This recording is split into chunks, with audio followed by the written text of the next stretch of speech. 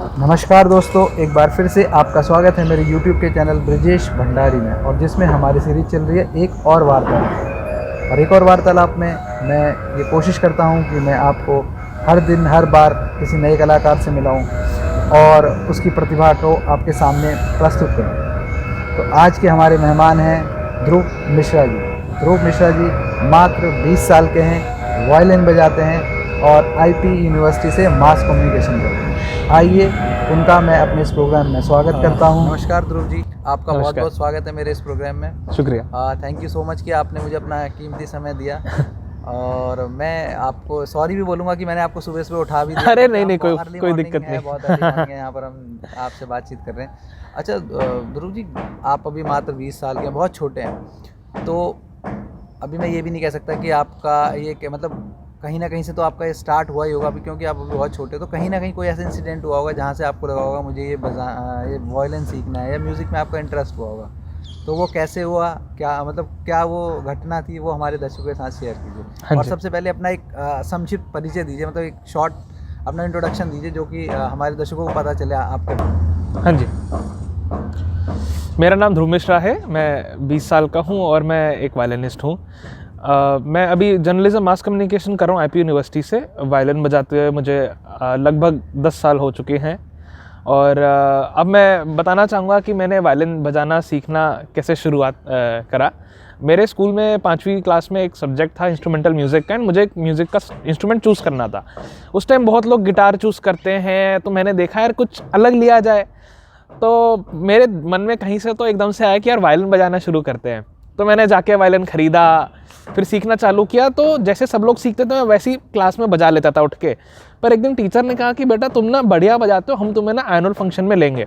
तो पहली बार मैंने एनुअल फंक्शन में बजाया। मैंने ये चीज़ देखा कि मैं जो मेरे साथ के लोग थे उनसे बेटर बजा लेता हूँ। फिर भी इतना कुछ नहीं था, 3-4 साल कॉम्पिटिशन्स में गया, दिल्ली से बाहर भी परफॉर्म किया, स्कूल के साथ सब कुछ किया। फिर जब मेरा म्यूज़िक का फॉर्मल ट्रेनिंग स्कूल में ख़त्म हो गया, उसके बाद मेरे को अंदर से इंटरेस्ट आया कि क्यों ना इसमें मैं खुद से कुछ करूं। तो बिकॉज पढ़ाई के साथ साथ करना था, तो मैं अपने साथ ही यूट्यूब से कुछ देख लिया, या खुद की म्यूज़िक की जितनी समझ है उससे कर करके मैं वायलिन बजाता आ रहा हूँ इतने टाइम। ध्रुव, जैसे आप बता रहे हो कि आपने 10 साल से आप इसे बजा रहे हो, वायलिन बजा रहे हो, और सीखा भी आपने, सब गिटार की तरफ जा रहे थे, आपने सोचा वायलिन में ट्राई करता हूँ, थोड़ा सा डिफरेंट होना चाहिए। ये तो ठीक है, डिफरेंट होना चाहिए, और आपने बजाया भी और आप सीख भी रहे हैं, ये बहुत अच्छी बात है। पर आपके फैमिली का क्या रिएक्शन है इस चीज़ के ऊपर कि जो आप ये परफॉर्म करते हो, ये बजाते हो या सीख रहे हो, तो फैमिली वालों का सपोर्ट कैसा है? तो मैंने जब वायलिन सीखना स्टार्ट करा स्कूल में, तो मेरे फैमिली, बिकॉज जॉइंट फैमिली है, सब लोग बहुत ही क्यूरियस थे कि ये बच्चा म्यूज़िक सीख रहा है, कुछ अलग कर रहा है। तो सब आके पूछते थे कि अरे आपका लड़का क्या कुछ बजाता है? तो घर वाले कहते हैं हाँ देखो ना वायलिन बजाता है, और 10 साल से चलता आ रहा है। कोई भी घर में आता है, घर वाले बुआ ताई जी कुछ भी कहते हैं हमारा लड़का ना वायलिन बजाता है। फिर कह दिया जाता है कि बेटा कुछ बजा के सुना दे, ऐसा ऐसा। तो स्टार्टिंग में मेरे को प्रैक्टिस करने की जगह ज़्यादा मिलती नहीं थी, तो मैं या तो छत पे चला गया, या फिर किसी और कमरे में चला गया, या बाथरूम में जाके बजा लिया। ऐसा कर करके मैंने प्रैक्टिस करी है काफ़ी। उसके अलावा परफॉर्मेंसेस वगैरह में काफ़ी सपोर्ट रहा है मेरे पेरेंट्स का। बीच में एक वर्ल्ड कल्चरल फेस्टिवल हुआ था 2016 में, आर्ट ऑफ लिविंग का। वहाँ पे भी मैं बहुत सारे म्यूजिशियन के साथ परफॉर्म करने गया था। मेरे फादर ने तब काफ़ी सपोर्ट किया, मेरे साथ प्रैक्टिस के लिए जाते थे हर संडे सुबह। मेन इवेंट आया, सब आया। बस उनका एक ही वो रहा है कि म्यूज़िक के चक्कर में अपना एकेडमिक्स और करियर पे इफेक्ट नहीं आना चाहिए, वरना मेरी फैमिली ने ओवरऑल काफ़ी सपोर्ट किया है। अब आगे की अगर बताऊँ तो म्यूज़िक को मैं एज अ पैशन ही कंटिन्यू करना चाहता हूँ। घर वालों का भी पूरा सपोर्ट है इसमें, वो भी समझते हैं कि मेरा कितना मन लगता है इस चीज़ में। ध्रुव जी, आपने बहुत अच्छी बात ये बोली कि आप जॉइंट फैमिली में रहते हैं, और आज की जो हमारा आज की सोसाइटी है उसमें जॉइंट फैमिली वाले कम ही लोग होते हैं, जॉइंट फैमिली में कम ही लोग रहते हैं, और मोस्टली लोग सिंगल ही रहना पसंद करते हैं। हाँ जी। है ना? उसके मज़े ही अलग हैं जॉइंट फैमिली में रहने के। और अब यहाँ पे ना बुआ हैं ना ताई जी हैं, ठीक है, और हम भी बाहर से आए हैं। तो जो आपको बोले कि इनको वायलिन सुनाओ या कुछ सुनाओ, तो ये मैं ही आपसे रिक्वेस्ट कर रहा हूँ उनके बिहाफ पे कि आप हमें कुछ सुनाइए। हाँ जी, बिल्कुल। अब आपने कहा ही है तो मैं कुछ ना कुछ आपके लिए बजा ही देता हूँ। आप भी आई हैं इतनी दूर से सुनने के लिए। तो अब मैं बहुत फेमस बॉलीवुड गाना है पल पल दिल के पास, वो बजा के सुनाता हूँ।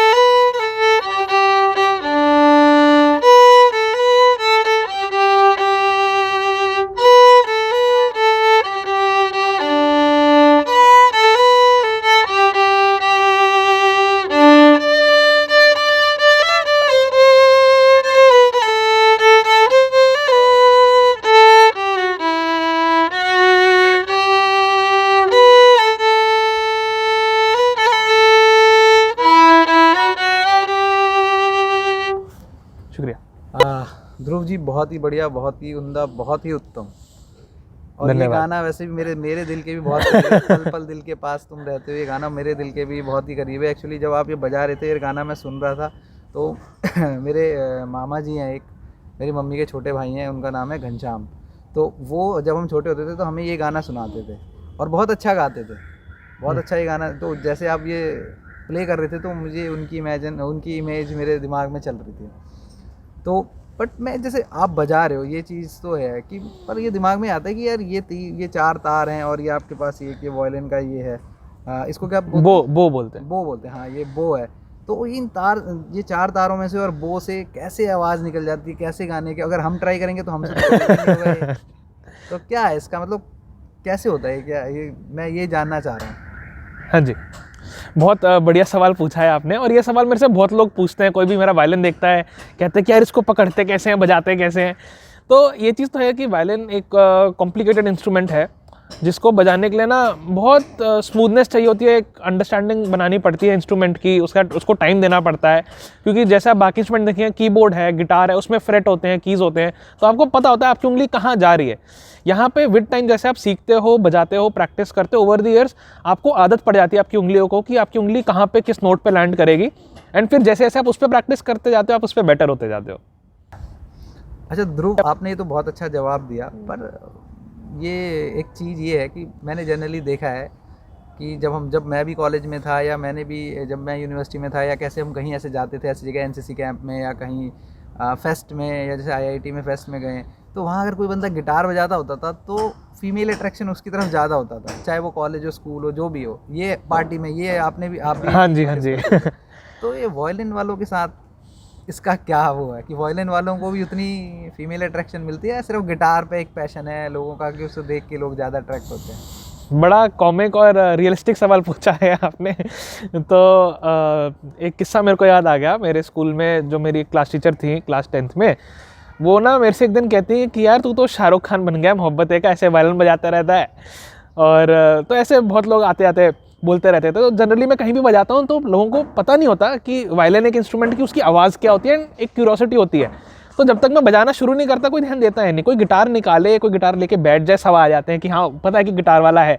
पर वायलिन एक ऐसा इंस्ट्रूमेंट है, कोई भी दूर से सुनता है वो बड़ा, उसके अंदर बड़ी क्यूरियोसिटी आती है। तो ऐसा हुआ है, मैं कहीं परफॉर्म कर रहा हूँ तो लड़कियाँ आती हैं, पूछती हैं कि आप कितना टाइम से बजा रहे हो, अच्छा बजा रहे हो, एंड वो बजा रहे हो। तो अभी तक तो इतना ही है, उससे आगे कुछ बात बढ़ी नहीं, कभी आगे कुछ हो तो देखेंगे।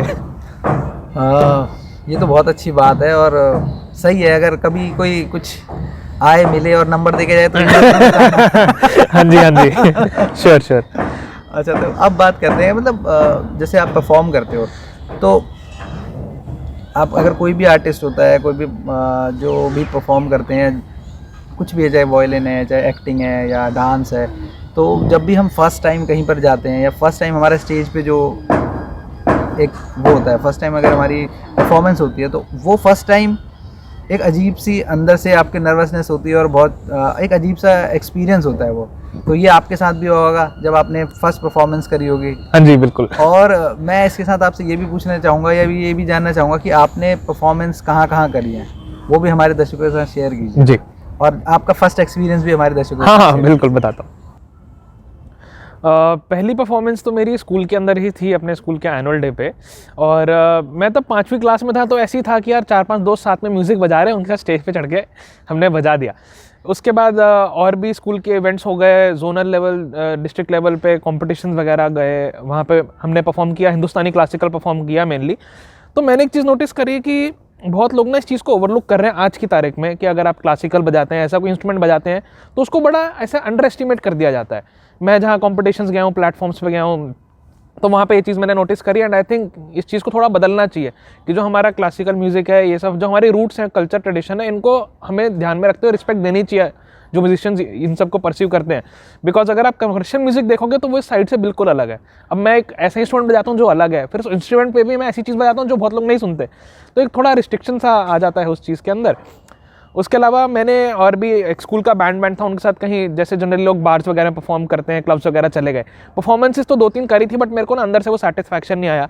बिकॉज मैं जिस बैकग्राउंड में म्यूज़िक बजाता आया हूँ स्कूल के स्टेजेस वगैरह पे, वहाँ पे आपको ऑडियंस आती है, बैठती है, आपको देखती है। तो वो एक चीज़ ना आर्टिस्ट के लिए बहुत ज़रूरी है कि आप चाहते हो आप किसी के लिए परफॉर्म करें, वो आपको एक्नॉलेज करे, आपको देखे, आपको फीडबैक दे। अब ऐसे आप कहीं चले गए, वहाँ पे 2 बंदे आपको देख के चले गए, वीडियो बना के चले गए, उसमें उनसे आपको कुछ कहानी आपको भी लगे कि यार मैं किसके सामने बजाने आ रहा हूँ। एक ऑडियंस से फीडबैक इंटरेक्शन बहुत ज़रूरी है। तो मैं तो यही बताना चाहूँगा अपने एक्सपीरियंस के बारे में। ये तो बिल्कुल सही बात है। अगर कोई बंदा अपने किसी और ही नशे में है, उसके सामने आप संगीत परोस रहे हैं, तो वो तो अपनी किसी और ही धुन में, किसी और ही दुनिया में, और आप अपना परफॉर्म कर रहे हैं वहाँ पर, तो वो उसको समझ में नहीं आएगा। और उसके लिए एक प्रॉपर आपको, अगर आप कहीं परफॉर्म कर रहे हैं तो उसके लिए आपको एक एटलीस्ट चाहे कम ऑडियंस हो, पर आपको ऑडियंस तो ऐसी चाहिए जिसका अटेंशन पूरा आपकी तरफ हो। बिल्कुल। और वहाँ पर अटेंशन आपको पता है किस तरफ होता है, बार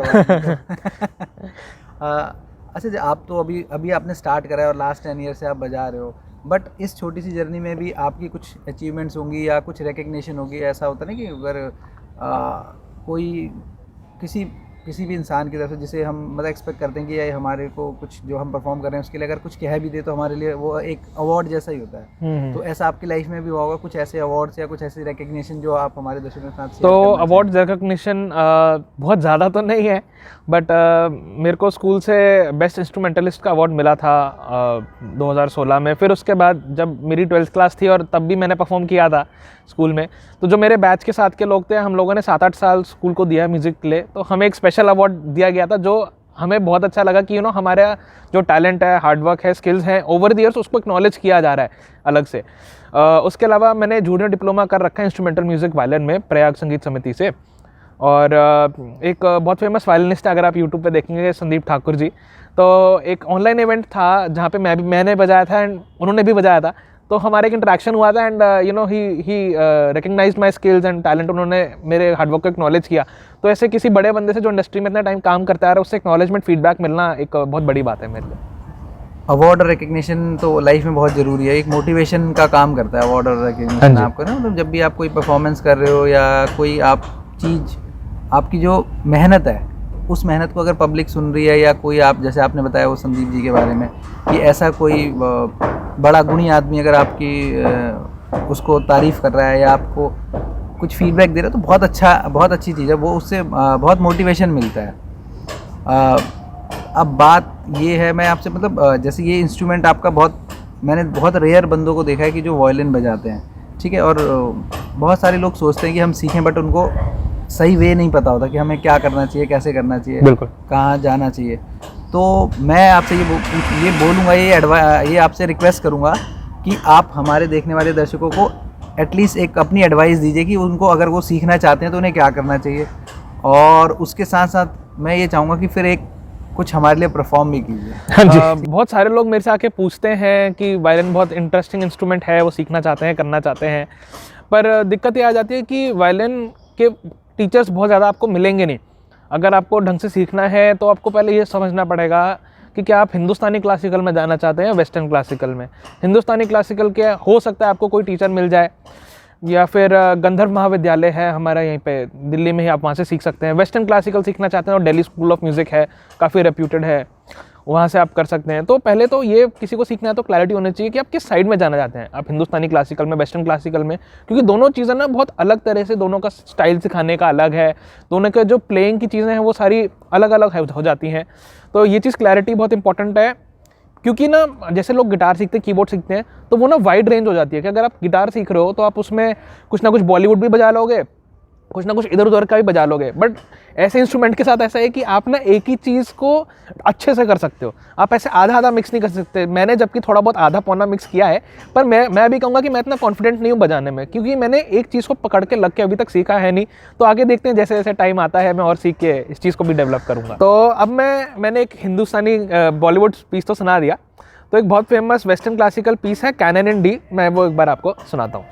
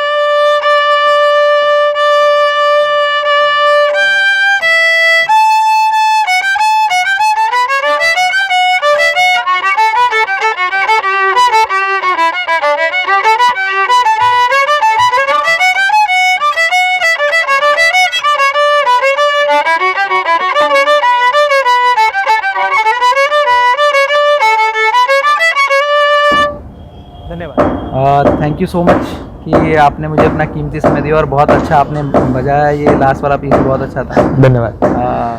तो ये थे ध्रुव जी जिनसे हमने बातें करी, और अभी मैं इन्हें ऑल द बेस्ट बोलूँगा इनके फ्यूचर के लिए, क्योंकि ये अभी बहुत छोटे हैं और बहुत अच्छा काम कर रहे हैं। और वायलिन एक बहुत टफ इंस्ट्रूमेंट है, ये इन्होंने बहुत अच्छी बात बताई कि अगर कोई अनाड़ी भी होगा और वो गिटार हाथ में ले तो वो कोई ना कोई साउंड निकाल देगा, बट इसमें से निकालना बहुत मुश्किल है।